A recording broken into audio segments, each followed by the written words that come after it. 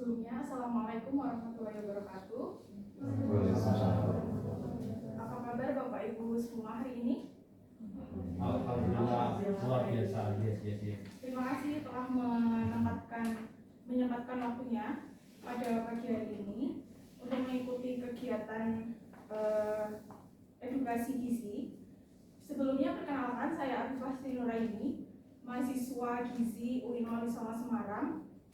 Hari ini ingin sedikit sharing mengenai penyakit TBC atau tuberkulosis.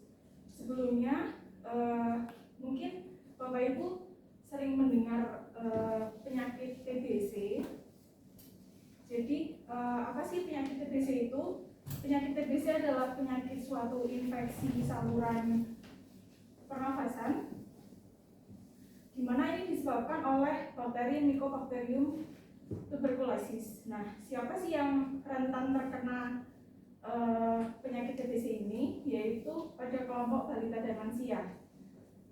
Penyakit TB ini biasanya yang diserang itu bagian organ paru, namun tidak menutup kemungkinan itu akan melebar ke kelenjar getah bening, tulang, ataupun organ sisa yang lainnya. Nah, bakteri ini sendiri berbentuk batang dan tahan asam. Biasanya penyakit ini ditularkan melalui percikan udara, yaitu melalui batuk, melalui udara lingkungan di sekitar, atau bersin. Nah, menurut faktanya itu pada tahun 2017 sebanyak 840.000 kasus di dunia itu terdeteksi ada penyakit pasien baru yang mengidap TBC. Lalu sebanyak 116.000 ada kematian karena TBC. Hal ini menyebabkan bahwa di dunia ini sangat concern juga. Di Indonesia juga ada target sendiri tahun 2030 untuk membantu menurunkan angka dari kasus TBC ini. Nah, berdasarkan penularannya tadi jadi penularan TBC ini disalurkan dari manusia ke manusia melalui bersin, batuk, dan juga lingkungan di sekitarnya. Nah, faktanya itu kalau misalkan kita satu kali batuk itu mengeluarkan sebanyak 3.000 percik sementara kalau kita satu kali bersin itu mengeluarkan 1 juta percik. Padahal untuk menginfeksi penyakit TBC itu hanya membutuhkan 1-10 basil. Oleh karena itu, dengan adanya kita batuk dan bersin sembarangan, itu akan sangat memungkinkan kita menularkan penyakit ini ke orang lain. Lalu untuk siapa sih yang beresiko terkena TBC? Yaitu adalah penderita HIV, penderita diabetes, perokok, konsumsi alkohol yang tinggi, balita, lansia, dan juga petugas kesehatan, terutama orang-orang yang berinteraksi langsung terhadap pasien TB itu sendiri. Lalu untuk mengetahui apa sih tanda dan gejalanya, jadi tanda-tandanya itu ada batuk selama lebih dari 3 minggu, sesak napas, malaise, penurunan berat badan, menggigil, dan sering berkeringat di malam hari. Lalu, apakah penyakit ini bisa disembuhkan? Jawabannya itu bisa, namun dengan cara minum anti tuberkulosis selama 6 bulan hingga sembuh. Lalu untuk meskipun itu bisa disembuhkan, namun dalam jangka waktu yang cukup lama. Nah, daripada kita fokus untuk mengatasi pengobatannya, lebih baik kita melakukan pencegahan dari diri kita sendiri. Itu bisa dilakukan dengan cara imunisasi BCG pada bayi, lalu tidak meludah sembarangan, apabila batuk dan bersin itu menggunakan penutup, meningkatkan daya tahan tubuh, memastikan udara dan sinar matahari itu masuk ke dalam ruangan yang kita tempati, dan serta kita juga menjaga kebersihan lingkungan dan rumah kita. Lalu untuk diet yang diberikan kepada penderita TBC itu ditujukan untuk mempertahankan mempertahankan status gizinya agar selalu normal, memperbaiki kerusakan-kerusakan yang ada di dalam organ tubuhnya seperti jaringan paru-paru, dan meningkatkan sistem kekebalan tubuh. Nah, untuk syarat-syarat dietnya itu diberikan prinsip diet TKTP atau diet tinggi protein dan kalori, yaitu dengan tinggi energi dan protein serta memberikan lemak dan karbohidrat yang cukup. Selain itu diberikan juga vitamin dan mineral yang cukup, terutama zat besi dan vitamin C, A, dan D. Lalu untuk makanan-makanan yang dianjurkan itu makanan yang mengandung vitamin C seperti jeruk, kiwi, tomat, pepaya, dan lain sebagainya.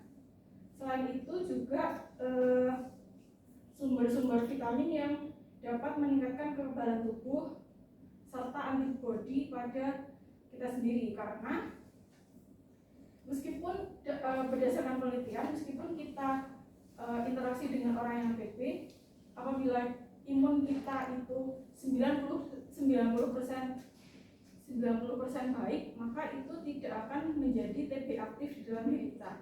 Jadi masih besar kemungkinan meskipun dengan menjaga kesehatan tubuh kita bisa tetap terjaga dengan kemungkinan tidak terpapar oleh TBC itu sendiri. Gitu. Sekian pemaparan dari saya. Mungkin ada pertanyaan? Silahkan.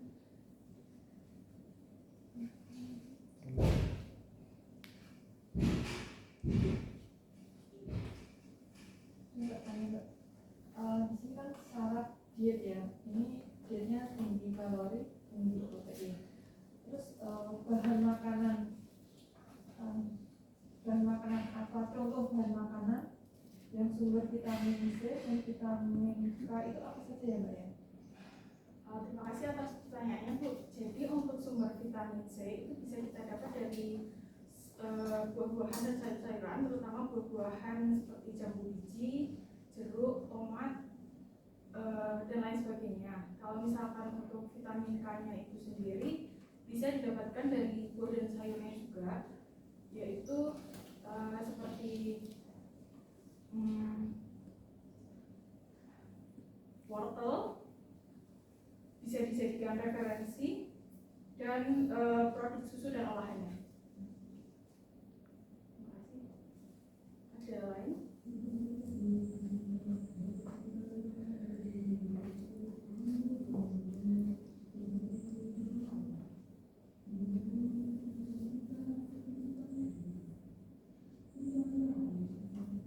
Kalau TB itu menular lewat alat makan nggak ya, Mbak? Izin menjawab, bisa melewati alat makan, karena apabila itu terkena percikan dari bersin dan batuk, itu bisa bertahan lebih lama, terutama untuk ruangan yang lembab dan tidak terkena sinar matahari. Jadi kalau tidak dibersihkan secara rutin, itu akan berpotensi juga jadi kita terpegang atau lalu terkena muka, itu bisa terhirup ke tubuh kita. Kalau semisal nih kita udah terlanjur memegang alat makan itu yang terinfeksi dari airnya, itu apa yang harus kita lakukan? Yang harus kita lakukan adalah kita segera mencuci tangan dengan air yang mengalir dan menggunakan sabun tentunya. Lalu kita harus menjaga imun kita supaya kita tetap bisa fit dari bakteri-bakteri yang mungkin muncul kita terkena dari lingkungan yang udah kita pegang. Kalau alat makannya sendiri, cara membersihkannya gimana?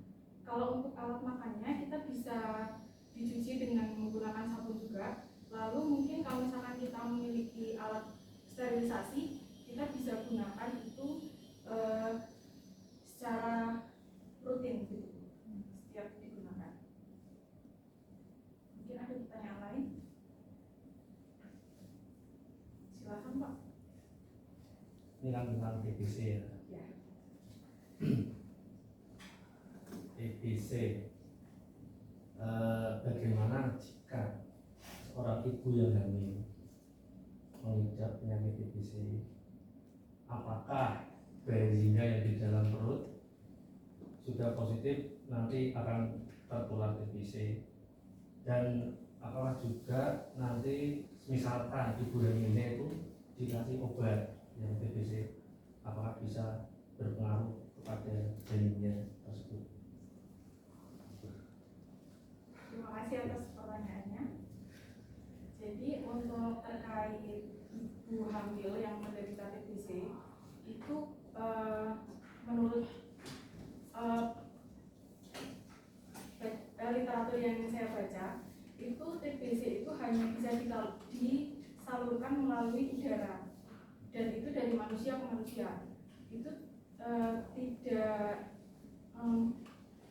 hal itu berarti kalau misalkan ibu hamil kan beda dengan HIV. Kalau HIV kan mungkin bisa menurun ke anaknya secara otomatis. Tapi kalau misalkan TBC ini itu disalurkan melalui percikan-percikan yang muncul dari penderita TB itu sendiri.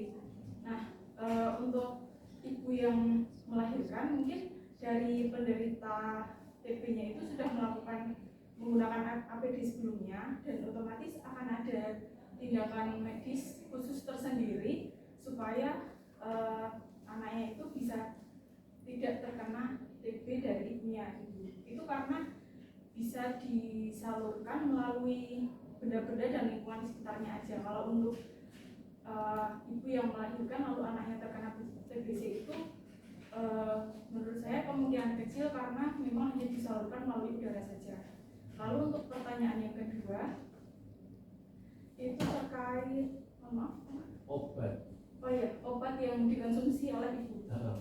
Ya, terima kasih. Jadi untuk obat yang dikonsumsi oleh ibu atau akan membahayakan anak atau tidak, gitu ya pertanyaannya. Jadi biasanya obat yang diresepkan oleh dokter itu akan menyesuaikan dengan kondisi-kondisi dari fisiologis pasien, terutama untuk ibu hamil dan ibu menyusui.